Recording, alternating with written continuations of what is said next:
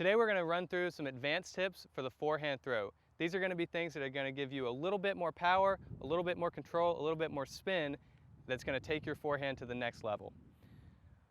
The first thing we can try is with the grip. Most beginners will start off holding the frisbee like this with their fingers perfectly straight. Sometimes they'll even have their disc towards the middle. One way to get more power, to get more spin, and therefore more control on your throws is to actually bend your fingers slightly, kind of like you were going to snap your fingers, because you can get more power out of the wrist snap when your fingers are already cocked back versus when they're straight. So we hold it tighter with our fingers bent, we can snap it more, get more spin, and that's going to make us control the flight better and put more distance on it. Another way to get more distance, control, and spin is to more efficiently move our kinetic chain of the body. And what that means is your elbow through your wrist, your shoulder through your elbow, your torso through your shoulder, your hips through your torso. We want all of that to be a nice coordinated snap with each other.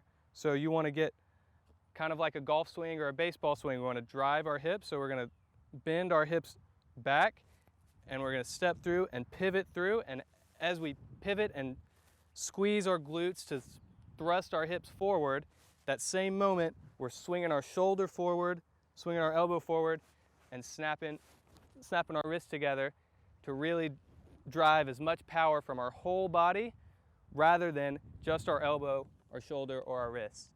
If our shoulder's locked, none of the power from our body gets through. So I can do a great thing, but if my shoulder doesn't move, all the power is still only coming from the elbow and the wrist. Same thing from the elbow. If my elbow never moves, it doesn't matter what I do with my body, all the power comes from the wrist. So every step has got to be a fluid, whip-like action, but if we add in every piece of the kinetic chain together, we can get a lot of power onto the throw. The last tip for advanced forehand throwers is throwing with a wide pivot and how to successfully do that. So the first step is to go ahead and take steps to have more spin on the disc so that you have more control of the flight.